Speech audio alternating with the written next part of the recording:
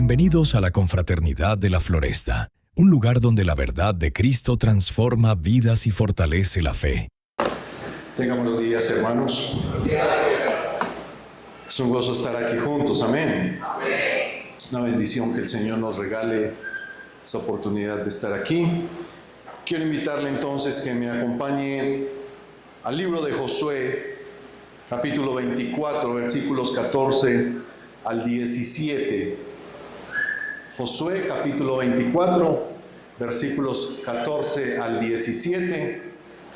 Vamos a leer allí el texto bíblico y vamos a meditar en este tema que hemos venido tratando este mes, que ha sido la temática del servicio, y hoy vamos a hablar del servicio a la familia. Lea conmigo el texto bíblico, Josué 14 al 17, dice: Ahora pues, temed a Jehová y servidle con integridad y en verdad, y quitad de entre vosotros los dioses a los cuales sirvieron vuestros padres al otro lado del río en Egipto, y servid a Jehová.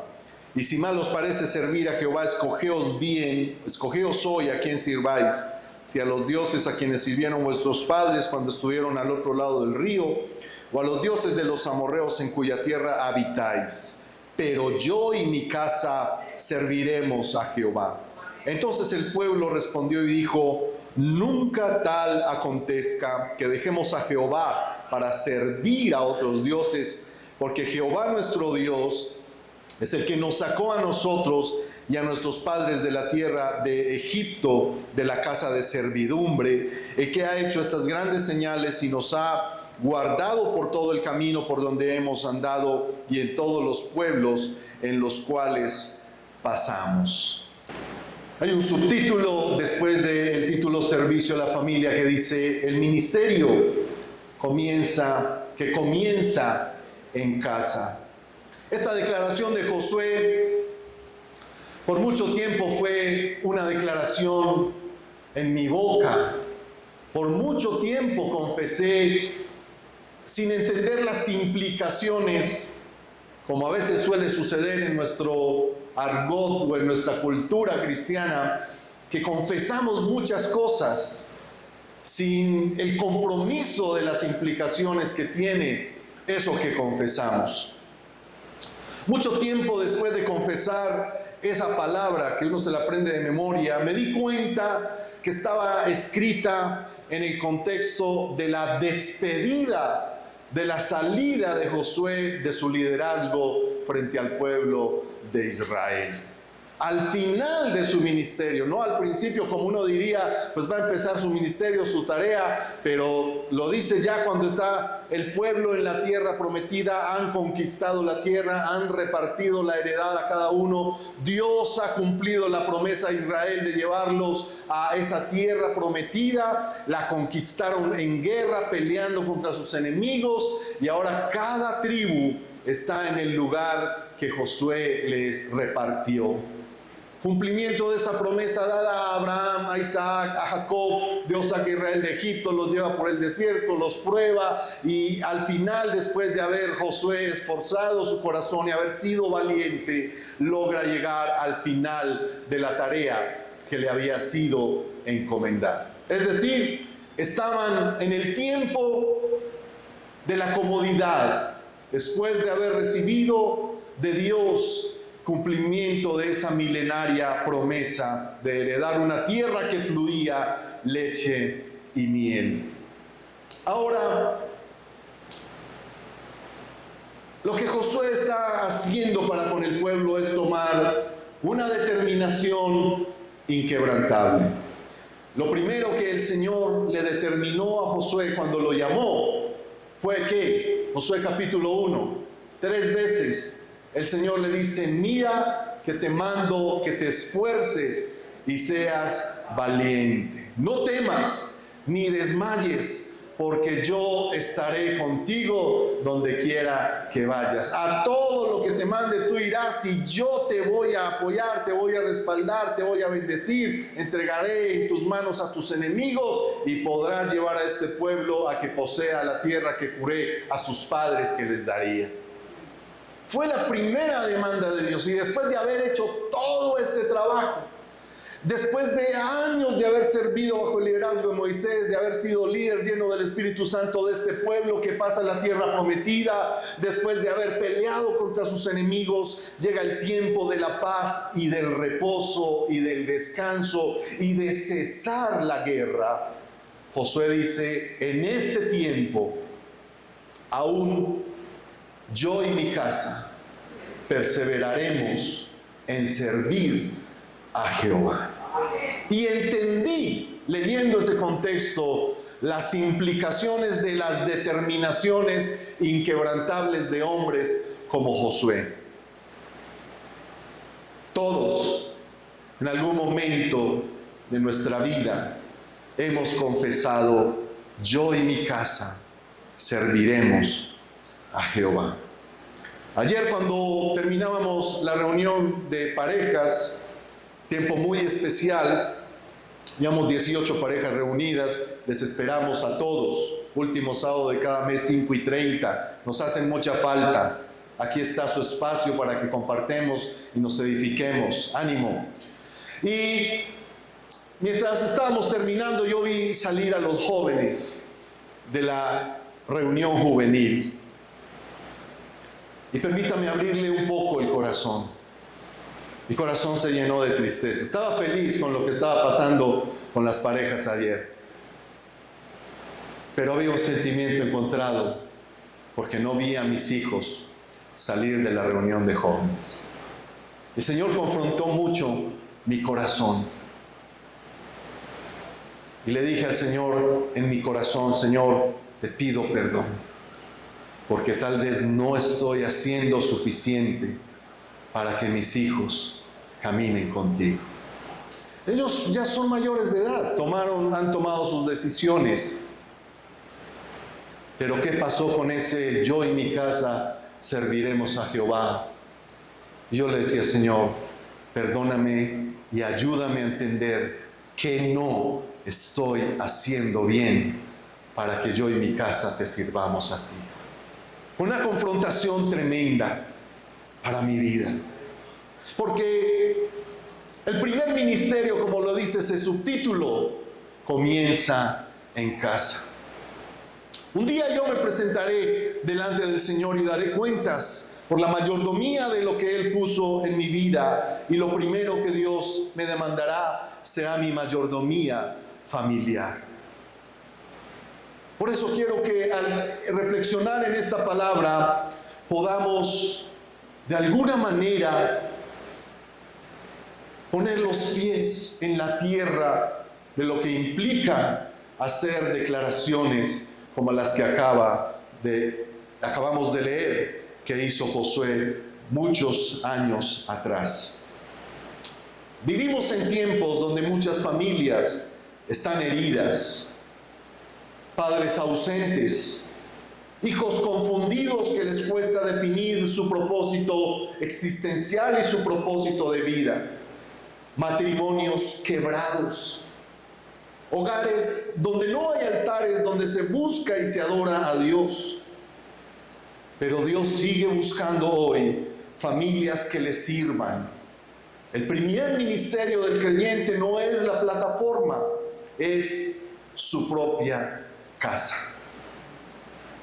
Ayer reflexionábamos con las parejas en un tiempo muy especial, analizamos, evaluamos 4 casos de 4 situaciones que se pueden presentar en la vida de las parejas y les decíamos, llevamos unos 2 años larguitos recibiendo, siendo enseñados, animados, alentados, instruidos a ser parejas sanas, que es el primer paso de nuestro lema del ministerio de parejas. Y yo les decía, de 1 a 10, ¿cómo calificarías la salud de tu relación conyugal?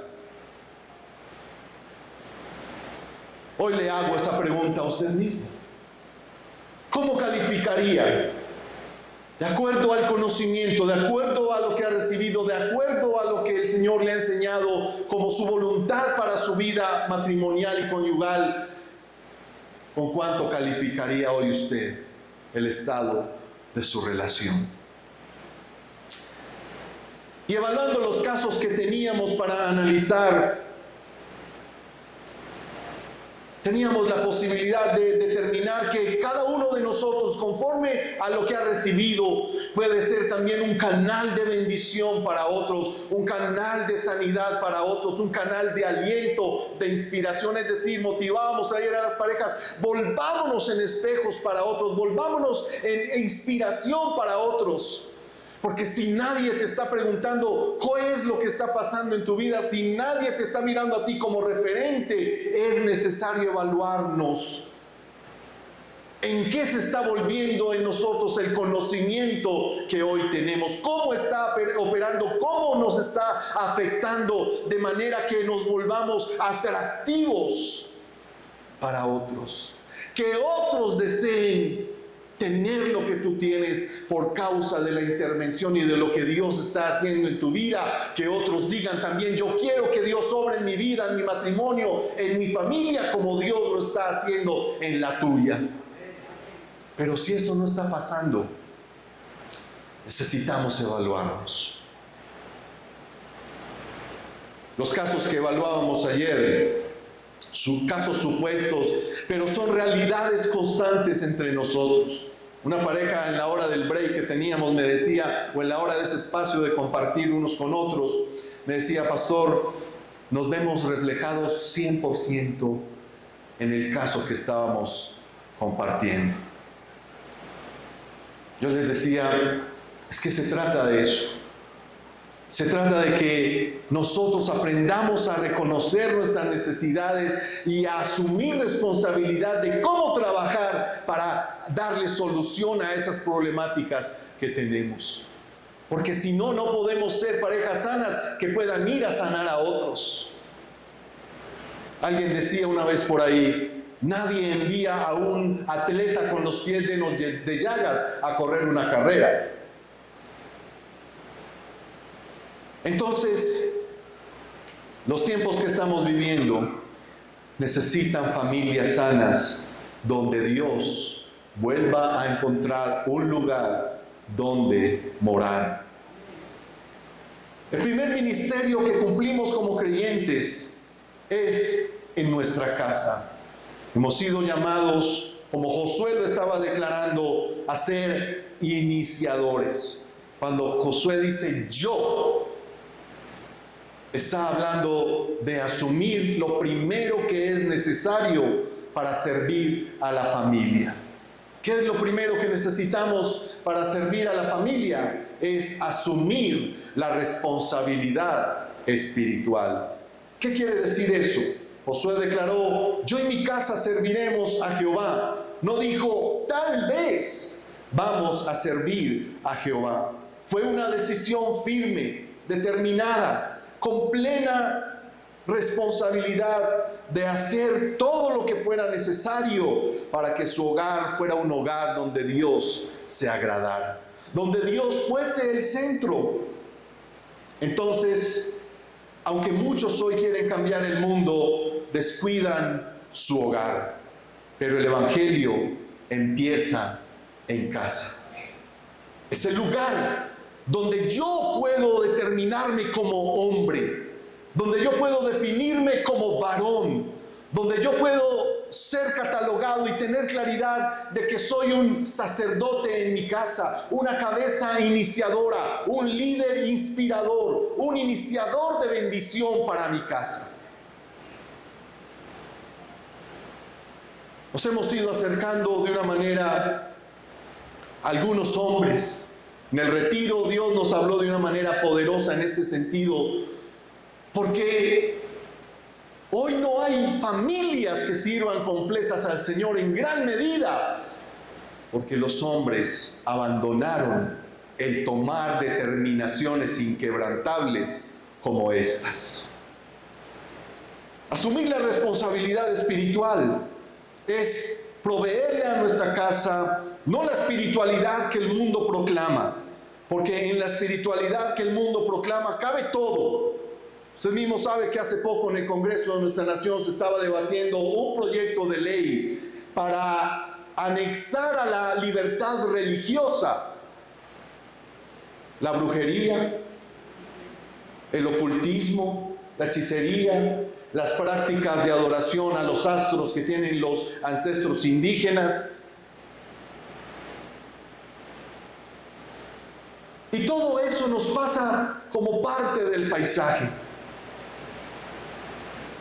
No sé si ustedes vieron el anuncio, ayer estaban los jóvenes reunidos, y aprovecho esto, pero en el anuncio de jóvenes hay una imagen que me impacta muchísimo. Muestran a uno o dos jóvenes con las Biblias en sus manos. Y cuando yo vi esa imagen ayer, o esta mañana, a primera hora, en la primera reunión, hermano, eso bendijo mi corazón. Porque yo decía al Señor, Señor, si tenemos uno, o dos, o tres, o cuatro, o cinco jóvenes que se convenzan de que tú eres el camino, de que tú eres la verdad, de que tú eres la vida, que aprecien tu palabra, que aprecien tus caminos, tendremos 5 jóvenes que le habremos arrebatado al mundo, al pecado, a la iniquidad, a la maldad, y tendremos garantía de que la iglesia a futuro tendrá servidores y ministros que estarán edificando el reino de los cielos. Pero ¿dónde comienza esa tarea? En casa. Con padres iniciadores y propositivos de un ambiente espiritual donde podamos darle a nuestros hijos una herencia de fe. El ambiente espiritual es invitar a Dios a ser el invitado permanente a nuestras mesas, a ser el oyente silencioso de cada conversación, a ser el centro de todo lo que sucede en el quehacer de nuestras familias. ¿Qué implica eso? Orar juntos, enseñar en casa la palabra, modelar la fe, amar con paciencia y guiar espiritualmente.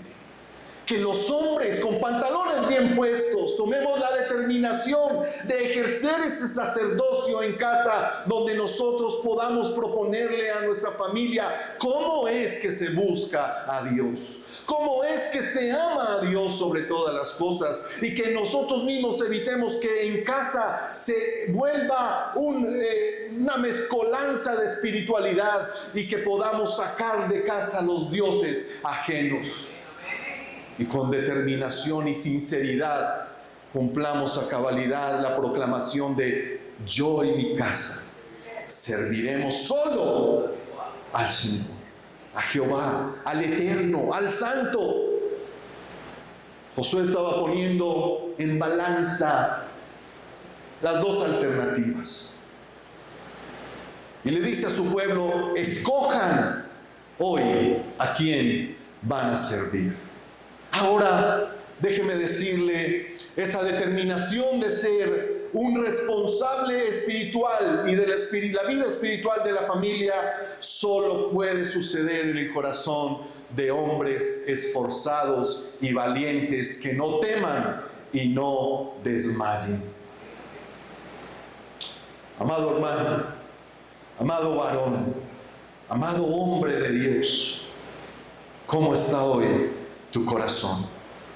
El Señor trajo una palabra a mi vida que me gusta mucho proclamarla por lo que eso implica, y se las voy a lanzar con todo el amor de mi corazón pastoral para que usted trate de discernir lo que eso implica.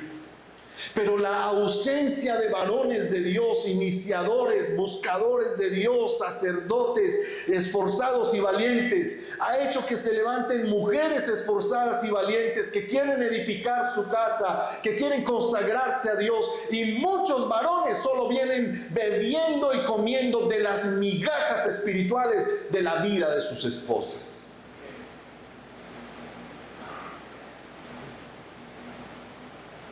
Daremos cuentas, hombres. Daremos cuentas al Señor por eso, porque somos mayordomos en nuestra casa. Y somos nosotros los llamados a establecer el orden espiritual, no impositivo, no autoritario, no dictatorial, pero sí inspirador. Que la huella, el paso que nosotros demos en adelante para con el Señor, el paso de nuestra perseverancia, de nuestra confianza, de nuestra dependencia de Dios, sea la huella que nuestros hijos van a venir siguiendo detrás de nosotros. ¿Quién te sigue hoy? Es la pregunta. ¿Quién te sigue? ¿Quién imita tu fe? ¿Quién va tras los pasos de tus huellas espirituales? Recuerden esos ejercicios entonces de asumir la responsabilidad espiritual.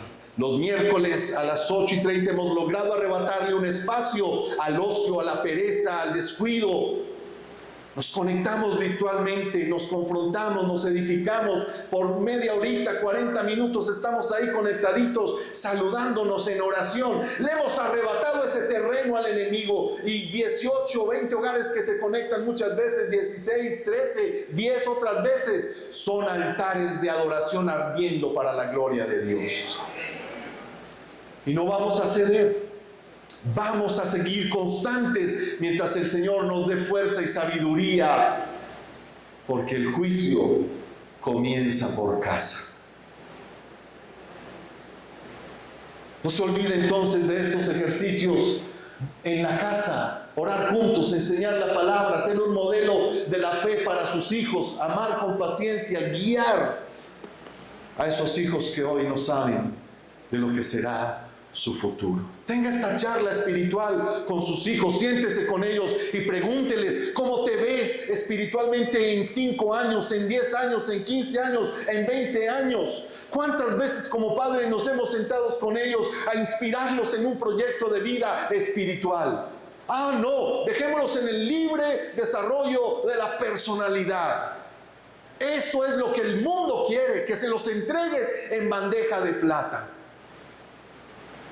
Y lo que el mundo llama libre desarrollo de la personalidad se ha convertido en un libre desenfreno a la perdición. Sentémonos con ellos. Serán de esas conversaciones incómodas que no queremos tener, pero que debemos ser responsables espirituales de enseñarles cuál es el camino, cuál es la verdad y cuál es la vida.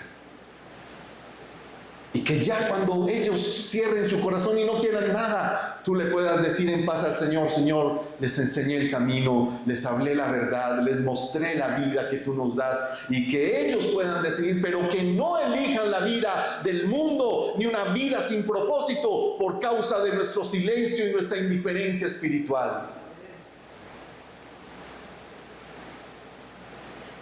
Tengamos con nuestros hijos esa conversación. ¿Qué lugar ocupa Cristo en tu vida? ¿Qué has pensado acerca de tu eternidad? Si murieras hoy, ¿cuál sería tu destino? Pregúntele eso a sus hijos y tenga la responsabilidad de que Dios le dé sabiduría para darles una respuesta que los inspire a buscar a Dios, a servirle a Dios y no a amar dioses ajenos. Sumamos nuestra responsabilidad espiritual. Número 2, servir a la familia requiere sacrificio. Noé, por 120 años construyó el arca, obedeció al llamado de Dios, quien decidió traer el diluvio por causa del pecado, la maldad y la violencia de esa generación. Pero mientras el mundo se burlaba de lo que Noé hacía, Noé pensaba en salvar a su familia. ¿Cuántos entraron en el arca? Solo 8. Él, sus hijos y las esposas de sus hijos. Y Dios salvó a esa generación. Amado hermano, hoy usted y yo tenemos la inmensa bendición, como sucedió ayer, de proclamarle al mundo que Jesucristo hoy es el arca de salvación para las familias de la tierra. en lo que usted tiene, en lo que usted y yo hemos recibido, es lo mismo que Dios le dijo a Abraham: en ti serán benditas todas las familias de la tierra. Por lo que tienes en Cristo, por lo que eres en Cristo, por lo que sabes de Cristo, hoy tú puedes ser bendición para todas las familias de la tierra. Necesitamos hablarle a los demás de la esperanza que hay en Jesús. Ayer les decíamos a las parejas: vuélvanse ejemplo para los demás, porque todos tenemos alrededor una cantidad de matrimonios a punto de dañarse, a punto de quebrarse, parejas sufriendo violencia entre ellos, necesitando la intervención de Dios. Ayer les decíamos a las parejas: lo que Dios comenzó en ustedes lo va a terminar, tengan fe, créanlo, Dios los va a levantar, pero vuélvanse comunicadores de esta esperanza.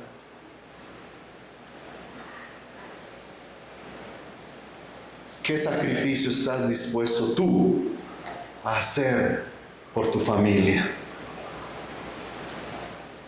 Muchas veces les he invitado: si ustedes quieren saber realmente quién soy yo, pregúntenle a mi esposa,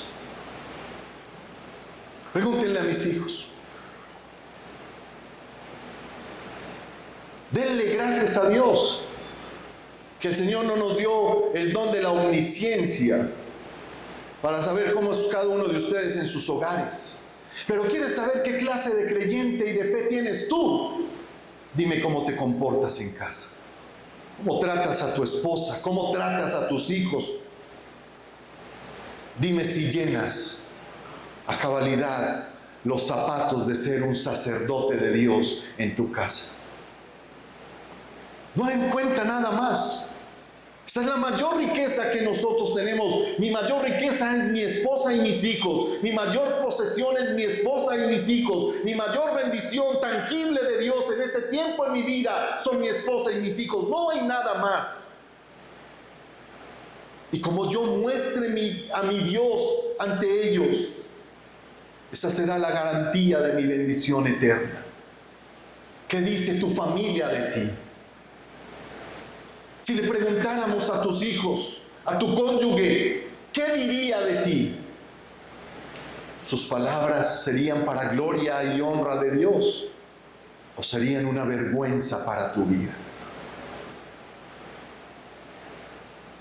Sacrificarse implica renunciar al egoísmo, dedicar tiempo, escuchar, corregir con amor, permanecer cuando las cosas no van bien. ¿Por qué el Señor le demandaba a Josué esforzarse y ser valiente? Porque Dios no nos encarga sus ministerios, ni sus llamados, ni sus dones, si no entendemos lo que implica la palabra sacrificio. Dios nos incomoda cada que nos habla por su palabra, porque siempre que su palabra nos habla, nos confronta en nuestra propia realidad. Alguien me decía ahí ahorita cuando salíamos: pastor, esa prédica es completica para mí. Yo le dije: no, es completica para todos, porque por medio de su palabra Dios habla a cada uno según sea su necesidad. Amado hermano, piense en un hombre que después, o en una mujer que después de trabajar arduamente durante su jornada, regresa a casa con el deseo de descansar, pero se encierra en su propio quehacer.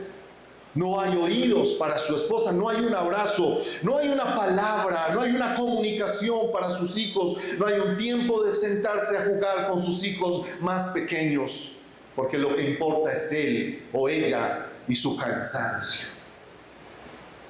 Cuando el egoísmo, el yoísmo, el yo soy lo más importante, se pone en primer lugar, rompemos la posibilidad de una comunión y de una unidad en la que Dios se glorifica. Ustedes no se imaginan la cantidad de hombres y mujeres que sufren y padecen en sus relaciones, y por ende las familias, por causa de hombres egoístas o mujeres egoístas que no tienen tiempo para interactuar entre sí.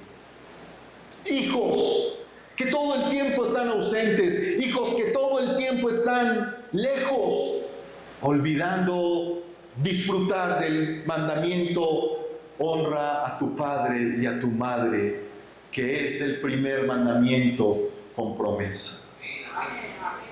Yo todavía sigo siendo hijo, y a mí todavía se me demanda cumplir y obedecer ese mandamiento.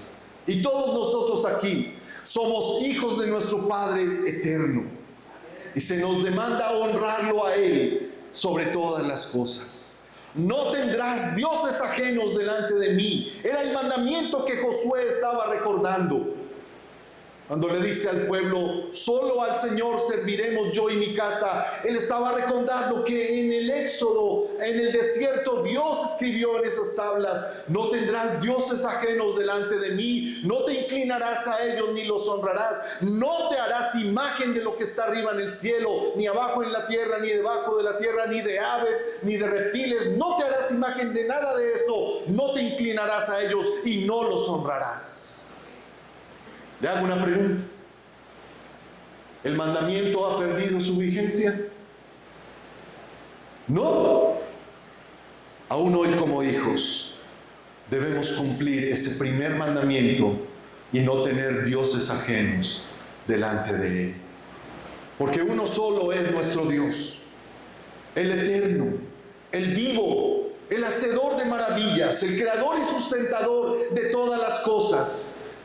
En Apocalipsis, aquella multitud del final de los tiempos, presente en la gloria de Dios, levantó su voz y dijo: grandes y maravillosas son tus obras, Señor Dios Todopoderoso. Justos y verdaderos son tus caminos. ¿Quién no te temerá, oh Señor, si solo tú eres santo? Por lo cual todas las naciones te adorarán. Uno solo es nuestro Dios, y es el que vive por los siglos de los siglos. Amén. ¿Qué sacrificio estás evitando por la salud de tu familia? ¿Qué sacrificio espiritual estás evitando para edificar bien tu casa? ¿Qué sacrificio has olvidado hacer para que el Señor sea el centro de tu casa? Servir a la familia, y ni qué hablar de las cosas prácticas, de lo cotidiano, del diario que hacer. Hombres que no se involucran en las tareas de casa, o mujeres que también muchas veces se cierran en su justificación laboral para no involucrarse. Mire, yo conocí hace muchos años, en una de la primera iglesia donde yo estaba, a un hombre que no le gustaba trabajar. Su esposa era auxiliar de enfermería y ella se encargaba de proveer para la casa. Y a este hombre le ayudábamos en la iglesia a buscar trabajo, lo ayudábamos a ubicar para que laborara y proveyera para su casa. Y la pereza no lo dejaba, terminaba dejando los trabajos tirados, pero eso sí, no se perdía ni una actividad de la iglesia. Y una vez le preguntábamos: ¿pero por qué tú vienes solo a la iglesia? ¿Por qué tu esposa no viene a la iglesia? Cuando tuvimos la oportunidad de conocer lo que pensaba esa mujer: es que yo no tengo un hombre en mi casa. Tengo una sirvienta, pero no tengo un hombre. Y yo no necesito una sirvienta en mi casa. Necesito un hombre que cumpla su papel de esposo, de padre, de proveedor, de cabeza del hogar. Ella cargaba con toda el sustento, lo económico, con toda la carga económica de la casa. ¿Usted cree que ese es un orden que honra a Dios? No, de ninguna manera. Por eso le decía ahorita, usted quiere hacerse un autoexamen, una autoevaluación sincera de quién es usted como hombre de Dios o como mujer de Dios. Evalúese cómo es como esposo, como hijo, como padre, como hermano. Ahí usted puede concluir cuál es su fe. Sacrificio en la palabra de Dios implica hacer más allá de lo que estamos acostumbrados a hacer, para que podamos ver a Dios glorificarse en nuestras familias. Dios ama a las familias, amén. Esta semana, compartiendo con la contadora de la empresa en la mesa mientras almorzábamos, yo les había contado que íbamos a hacer el retiro de parejas y ella me preguntó, ¿y cómo les fue en el retiro? Y comencé a contarle, y mientras le contaba cosas, el Señor me dijo, háblale de la esperanza que tienen en mí las familias. Y yo comencé a testificarle y a decirle, hacemos este trabajo y tocamos estos temas y nos vamos por aquí y esto pasa, y le daba testimonio de lo que ha venido pasando. ¿Sabe por qué? Porque el mundo está esperando que seamos luz para ellos. Pero si en nuestra propia casa somos tinieblas, si en nuestra propia casa no resplandecemos, si en nuestra propia casa no damos testimonio, ¿cómo podremos darle testimonio de verdad al mundo? A un rey, el Señor le dijo un día, ve y ordena tu casa, porque vas a morir.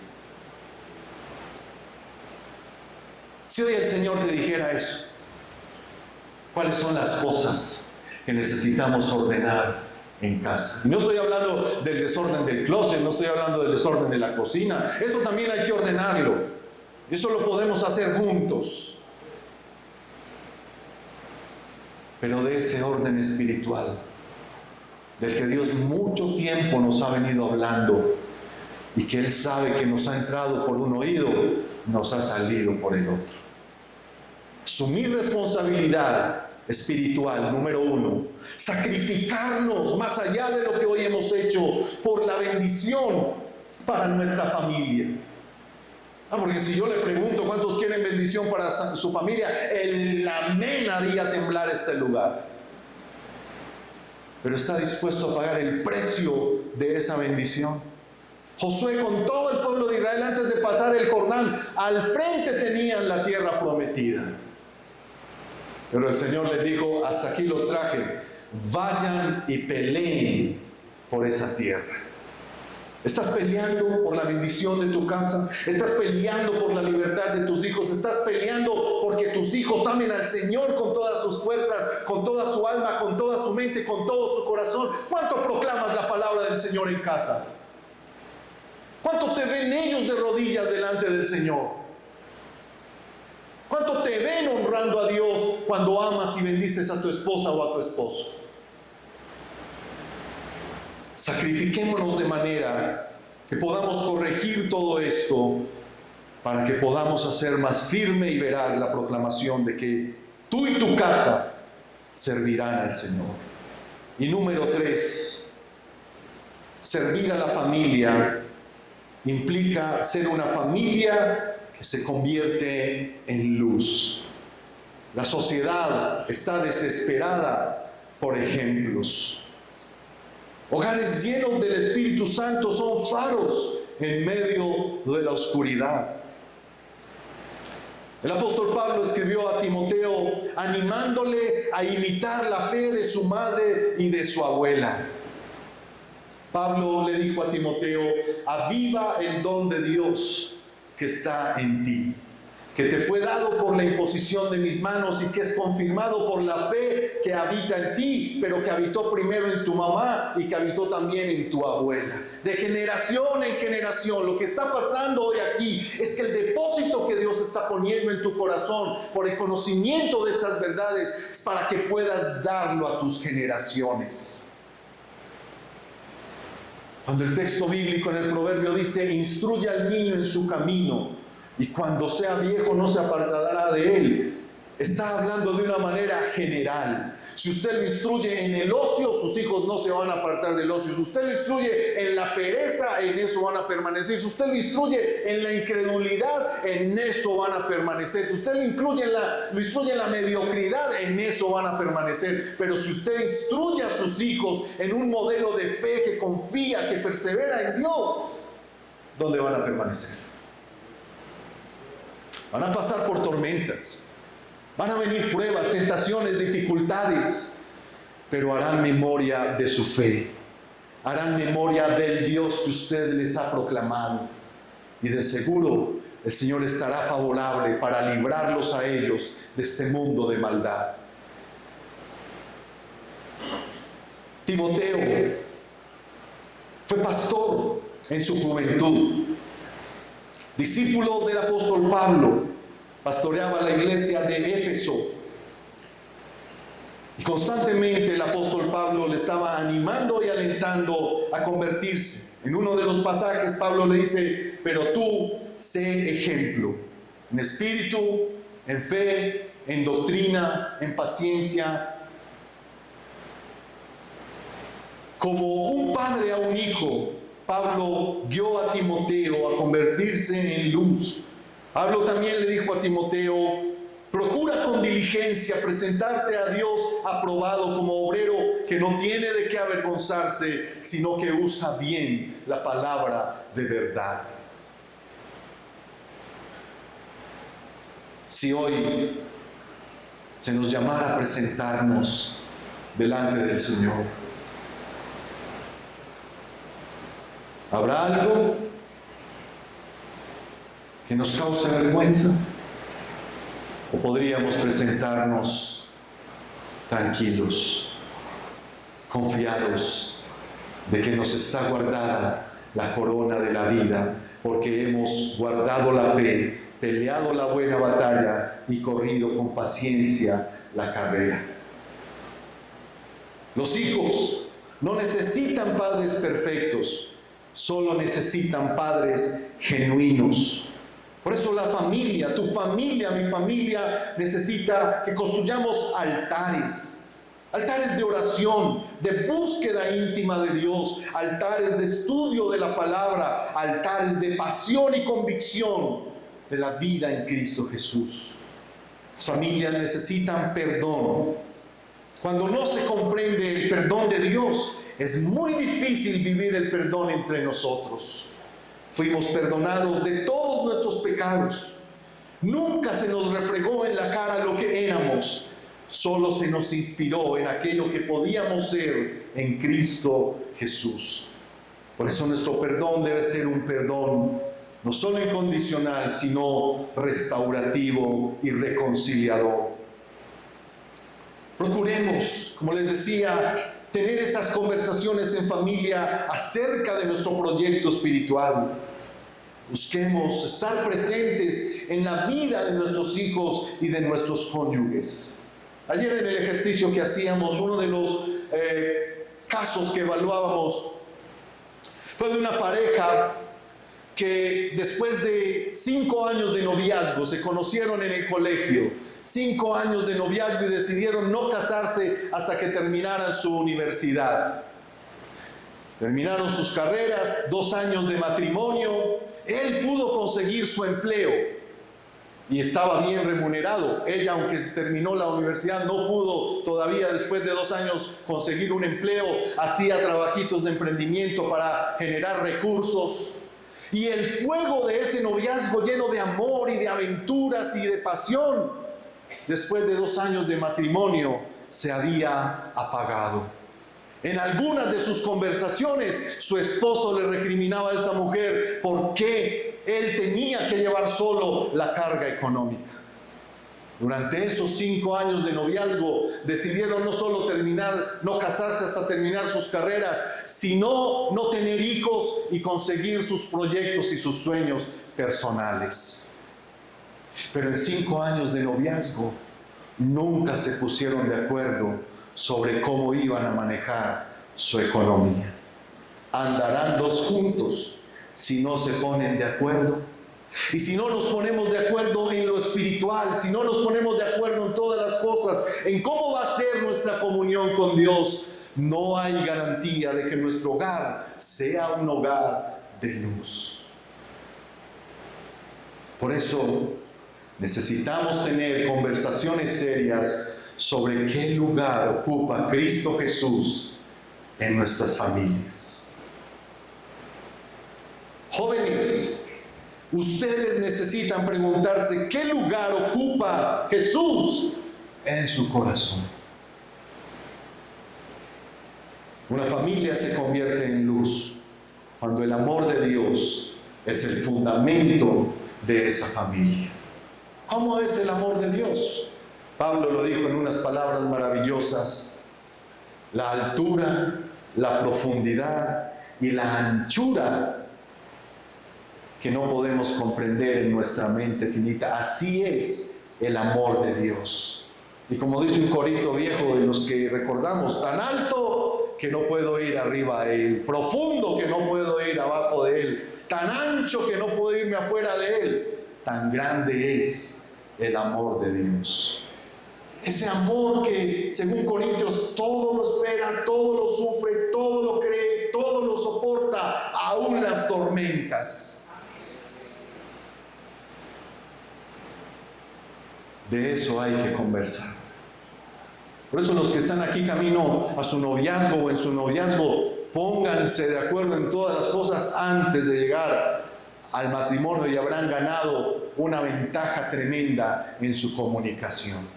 Dios honra cuando un hombre y una mujer se ponen de acuerdo en edificar su casa conforme a la voluntad del Señor. Dice el texto bíblico: de seguro esa casa no caerá. ¿Por qué? Hombres sabios que edifican, porque son hombres que saben que lo que se construye en el fundamento del Señor no cae. Mujeres virtuosas, dice el proverbio, ¿quién la hallará? Porque su estima sobrepasa grandemente a las de las demás. Mujeres sabias que edifican su casa de la mano de sus esposos. Terminemos entonces, después de haber dicho que el servicio en casa comienza con la responsabilidad, asumiendo la responsabilidad espiritual. Después de haber dicho que requiere sacrificio y que el propósito de Dios es que nos veamos como familias de luz, entonces concluyamos diciendo: muchos hoy construyen carreras y olvidan su casa. Josué levantó un altar familiar. Hoy el Señor se sigue preguntando: ¿quién levantará hogares que me sirvan? Y sabes, servicio al Señor no es venir y pararse acá. Servicio al Señor es que tú hagas bien lo que debes hacer en tu casa. Todo esto, usted ve, todo el protocolo, la liturgia y todo eso, lo demás, también por eso daremos cuentas. Pero a veces eso se convierte fácilmente en una fachada que termina ocultando realidades. Hoy lo que el Señor quiere es que sinceramente podamos partir del punto correcto. Partiendo del punto correcto, llegaremos al punto o a la meta correcta. Y el mejor punto de partida es, desde nuestros hogares, servir al Señor.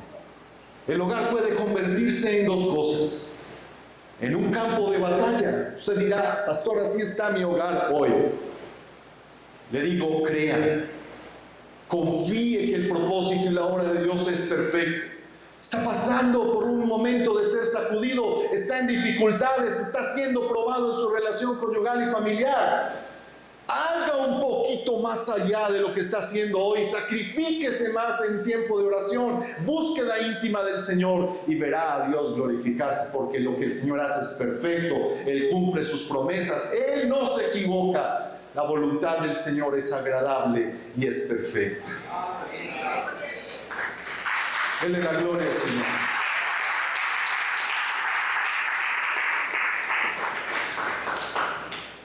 O su hogar también puede convertirse en un santuario. Sé que la mayoría estamos inclinados a que nuestros hogares se conviertan en santuarios. Pero amado, déjeme decirle, para eso necesitamos pasar todo ese proceso. Josué comenzó siendo un segundo al mando de Moisés. Y por causa de su fe firme y de su credibilidad. Fue enviado a espiar la tierra y cuando vino, usted sabe que él habló con Caleb diferente a los otros 10 espías y le dijo, mientras los 10 vinieron muertos de miedo, Josué y Caleb le dijeron a Moisés, no Moisés, lo que ellos dicen no les hagas caso, nosotros sabemos que el Señor nos dará a nuestros enemigos en nuestras manos y nos permitirá poseer la tierra. Se volvió confiable porque vio a Dios como suficiente para lo que había de venir. Y por eso Dios le otorgó ser el sucesor de Moisés, lleno del Espíritu Santo. Y cuando Dios le habla para comenzar la tarea, una vez más le insisto, le dice, esfuérzate, sé valiente, mira que te mando que te esfuerces y seas valiente. Josué, no te olvides que te he dicho que te esfuerces y seas valiente. Y por haberse esforzado y ser valiente, al final de todo este proceso de guerra y de conquista pudo decir, despidiéndose del pueblo, ustedes en la comodidad miren a ver qué hace, pero yo y mi casa les serviremos, seguiremos siendo fieles, seguiremos honrando al Señor en todas las cosas. Amado hermano, la diferencia la hace una familia rendida a Dios. Hoy Dios quiere restaurar padres que honren a su Padre Celestial, madres que bendigan a sus hijos con herencia espiritual, hijos que disfruten del mandamiento. Honra a tu padre y a tu madre para que te vaya bien y seas de larga vida. Matrimonios que vuelvan a honrar a Dios con ese matrimonio santo y puro como en el Edén. Dios quiere restaurar generaciones y levantar hogares donde Cristo reine, donde Él sea el centro, donde nos tomemos la delicadeza de pensar y evaluar si lo que estamos haciendo, puertas hacia adentro en nuestros hogares, honra y glorifica a Dios. Usted identifica que hay algo que no honra ni glorifica a Dios. Haga lo que hizo Gedeón. Cuando Dios llamó a Gedeón para liberar a su pueblo contra sus enemigos, lo primero que hizo Gedeón después de que Dios lo llamó fue levantarse e ir y quitar los ídolos que estaban en la casa de su padre, derribar los altares a Baal y a sus dioses ajenos y levantar un altar para honrar y glorificar a Dios. Vayamos ahora y derribemos los altares que no están honrando al Señor y comencemos a edificar altares de oración, de estudio, de adoración en nuestros hogares, donde de verdad el Señor reciba toda la gloria y toda la honra. Espero que el Señor le dé un corazón esforzado y valiente, sin temor, para hacer esto conforme a su voluntad.